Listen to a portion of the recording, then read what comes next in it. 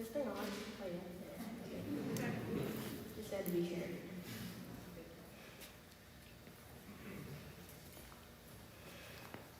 You are about to embark upon the great crusade toward which we have striven these many months.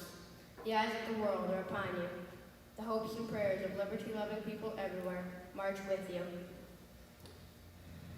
Dwight D. Eisenhower spoke these words on June 6, 1944, D-Day. In this piece, Allies by Alan Gratz, follow young soldier D as he advances up the beach that historic day. The explosion knocked D down and showered him with sand and water and shrapnel. He spluttered in the waves and shook his head as he came back to his senses. There was a crater in the beach where he was and where Sid had been. Sid was gone. His friend had been there 1 second and gone the next. Sid! Sid! He cried. Where was he? Had a mortar blown him to pieces? Thrown his body a dozen yards away? Dee couldn't know.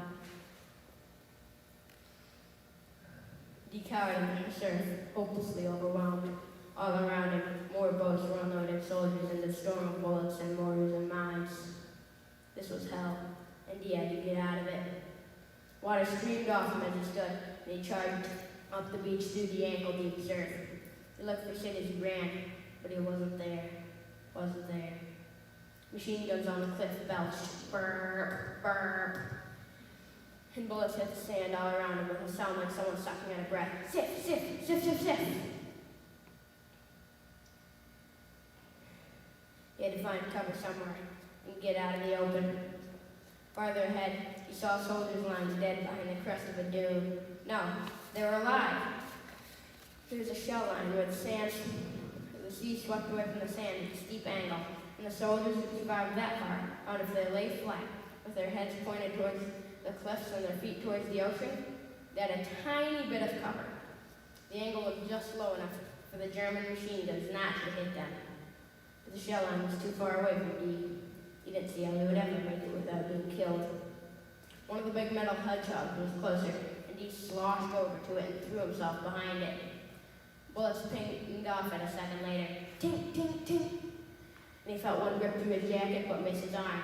He noticed for the first time that his uniform was shredded in dark red in 2 other places. Low on his right leg and up near his left shoulder.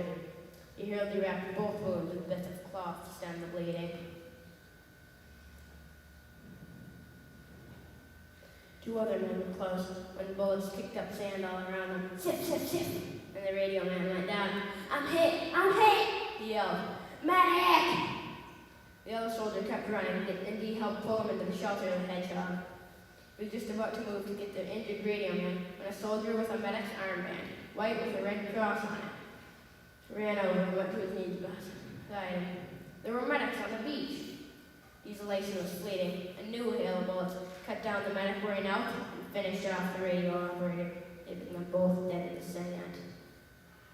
Dee gasped and recoiled at the horror of it. The awful cruelty of a Nazi gunner would shoot an unarmed medic and a wounded man. He didn't know when he started to cry, or if he would ever stop.